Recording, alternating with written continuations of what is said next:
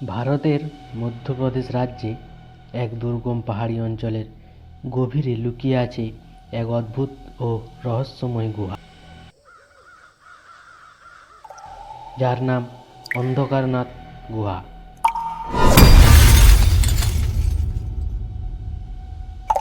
স্থানীয়দের বিশ্বাস, এই গুহার অন্ধকার এত ঘন যে সূর্যের আলো সাহস পায় না প্রবেশ করার।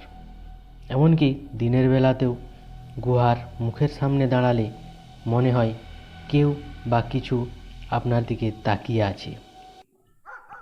কথিত আছে, এই গুহার গভীরে বহু বছর আগে এক সাধক তপস্যা করতেন।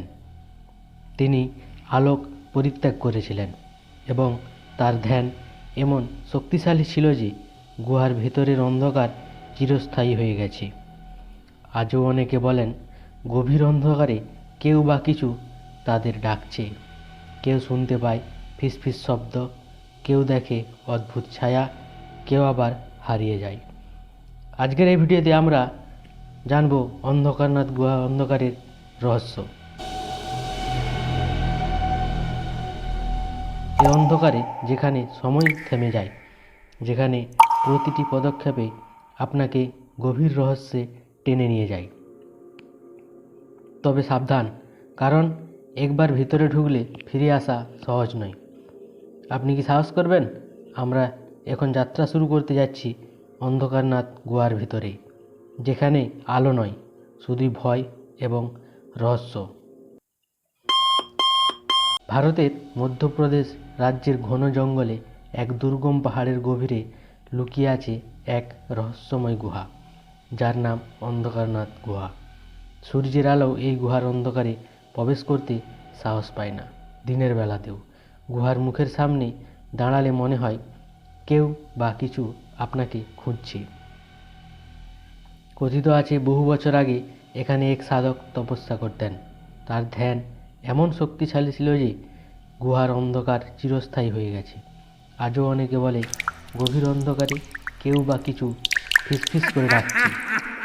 কেউ শুনতে পায় শব্দ, কেউ দেখে অদ্ভুত ছায়া, কেউ আবার হারিয়ে যায়। একবার ভিতরে ঢুকলে ফিরে আসা সহজ নয়। আমরা এখন প্রবেশ করতে যাচ্ছি অন্ধকারনাথ গুহার অন্ধকারে। গুহা পাহাড়ের ঢালে লুকানো, চারপাশে ঘন জঙ্গল, নীরবতা এত গভীর যে নিজের নিঃশ্বাস শোনাই ভয়ঙ্কর মনে হয়। স্থানীয়রা সূর্যাস্তের পর এখানে কেউ পা দেয় না। বিশ্বাস, রাত নামলেই গুহা জাগে এবং কেউ যা দেখে তা কখনো ভুলে যায় না। পাহাড়ের শিকড় যেন আপনাকে আটকে রাখতে চায়। নিচে চোখ দিলে মনে হয় ভূমি কাঁপছে, কিন্তু প্রকৃতির কোনো কারণ নেই।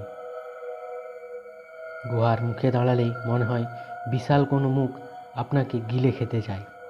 প্রবেশের সাথে সাথে তাপমাত্রা হঠাৎ কমে যায়, কম্পাস কাজ করে না, ফোনের লাইট ফ্লিকার করে।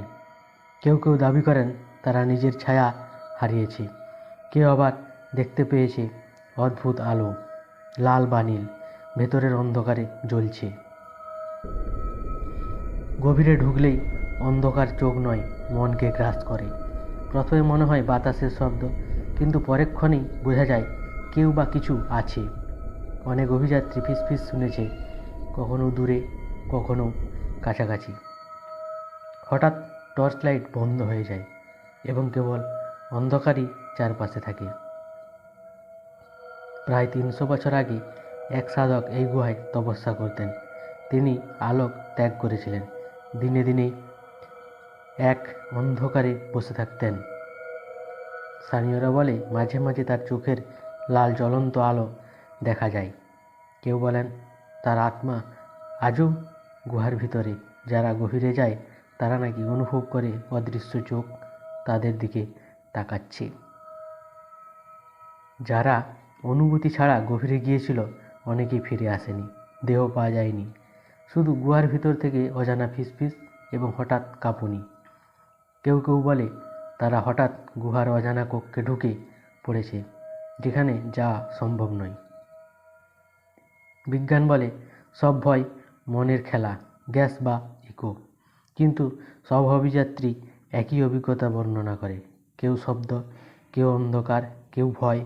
তাহলে কি এখানে সত্যি অদ্ভুত কিছু লুকিয়ে আছে?